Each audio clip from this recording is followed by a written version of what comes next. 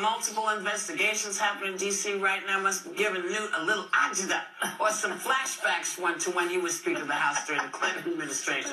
Please welcome author of the new book, Collusion, Newt Gingrich. And shouldn't you have called it No Collusion? No, because my book is about the Russians trying to poison the U.S. Senate. Oh. It's not about Mueller. It's just pure dumb luck. It came out exactly at the right moment. Yeah. Well, Newt, it's nice to have you back on the show as always. Sigourney Weaver. I know. I love her in that movie. It's so good. No, I'll think of you in the future, though, carrying around, and I'm going to worry about you as long as there are no aliens or something. Well, you heard us talking earlier about the synagogue shooting in San Diego and the rise in hate crimes. I just wanted to get your take on why you think there is such a rise in hate crimes in the United States, specifically. I think part of it, and this is a challenge to us because we believe in freedom, but I think part of it is the internet-based social media, where different people who normally would have never found each other can now communicate and reinforce their hatred and get to have a sense of legitimacy at doing evil things. And I think that whether that means we have to ultimately be prepared to have some editing and say there are certain topics or certain times, or if we find that you're having these kind of messages, that we need to investigate you before anything happens. I mean, the case recently in the Mall of the Americas, where this guy took this child and threw it off. He had a long list of violent acts, and clearly he's mentally ill. But the current laws don't allow you to say he shouldn't have been on the street. And I don't know about the person who did the shooting at the synagogue, but I think there are some people who you cannot tolerate having an ability to go out and hurt other people. And it's not good enough to say, well, after you do it. But this is a real challenge for us as a free people, because we cherish freedom, but there may be a boundary where we cannot tolerate certain levels of violence. Maybe there are caveats in the First and Second Amendments that have to be rethought. It's possible. But you know this is when leadership matters. And people go back to Charlottesville as one of the ugliest days in recent history. And some people blame the president for the hate that we're seeing right now and his lack of response in that moment. He said recently that he handled it perfectly. Even Joe Biden used it in his recent announcement ad, talking about both sides and that we're in a battle for our soul. Do you think the president handled it perfectly, or is he part of the reason why there is such a division and a hate right now? First of all, it's a good question. I watched your show on Friday. I watched the interviews with Biden.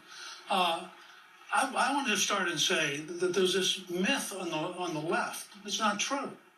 If you go back and look at what Trump said clearly that he was opposed to the white supremacists, he was opposed to Klansmen, he was opposed to Nazis. I mean, he says it clearly.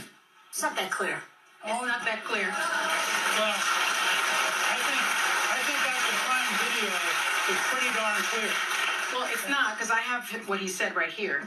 And his first statement, he said that there was violence on many sides. 2 days later, after all the backlash, is the first time that he even mentioned the KKK and neo-Nazis. And then the following day, he still said, Newt, you had some very bad people in that group. You also had some very fine people on both sides. Well, if by both sides, look, this is an interesting topic. Are we going to say, if you are somebody who thought Robert E. Lee was a decent person, which, by the way, would be a very high percent of white Virginians. Okay? Wasn't he a traitor to the country? And a He was a slaveholder? traitor? Yes. Okay, so now And you're a going to say, horrible person? everybody in the South who thinks that anybody was a reasonable person is, You know what might have inappropriate? What might have worked probably better if those good people, the good people he was, I guess, alluding to, looked over and saw some of the placards that people were carrying, the anti-Semitic words that were being said. Perhaps they might have marched in a different march. I think they would have.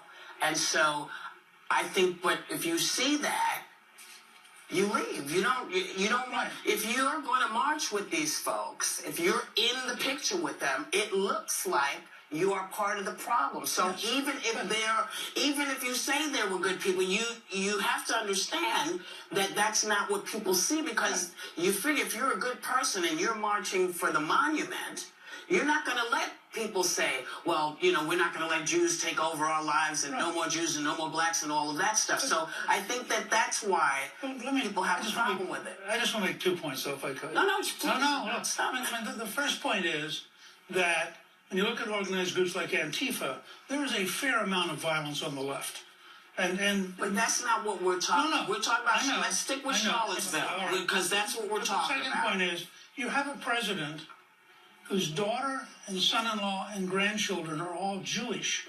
Yeah. The idea that he's in any way anti-Semitic, I think, is irrational. But no one He's said not. that. What we said, Speaker Gingrich, is that he said you had some very bad people in that group. You also had some very fine people on both sides. And the suggestion somehow that he did not say that is intellectually dishonest. No, I didn't. I'm not being I'm not being dishonest. I'm disagreeing with your interpretation. I'm saying, are you literally saying that everybody who favors having those statues is somehow a bad human being? If you are marching with people with signs that say down with Jews, Jews are not going to take over our lives, and you don't step away because that's not how you feel, you're going to get lumped into that group. That's what we're saying. So can't you also, we wondering if you think because he has a Jewish daughter and a Jewish son-in-law and Jewish grandchildren, that he can't do both, have that and also give dog whistles to white nationalists? He can do both. He doesn't do that. Yeah, he does. Yeah, that's what. No, so I've never heard We just him, disagree. but I've never heard him go out there and say, you know, my daughter's Jewish, my grandchildren are Jewish. No, I feel it very, So very again, strongly. I've never heard that. But he- again, to my he is first very question, though, strongly did he pro-Israel. handle that perfectly then? What? So it wouldn't go back to No, he Charlottesville. didn't Did he handle that handle it. He didn't perfectly? handle it Because perfectly. clearly I there's said still at the so time much he did. confusion. People are angry still about that day and the lack of And I response. said he didn't handle it perfectly at the time. So I'm not going to come in here or go anywhere, even to a Republican group, and get up and say, I think Donald Trump does anything perfectly. Donald Trump is a very powerful personality who at times steps on his own messages and at times makes mistakes. That's the reality. Go ahead, baby. I think we're going to take a commercial break and then come back, and then I would love to talk to you about politics in 2020, if that's okay, Newt. Yeah, and I also talk about dinosaurs. I went to the American Museum yesterday. Oh, yeah, you do. You love zoos and museums. I did know that. All right. Well, we'll be back.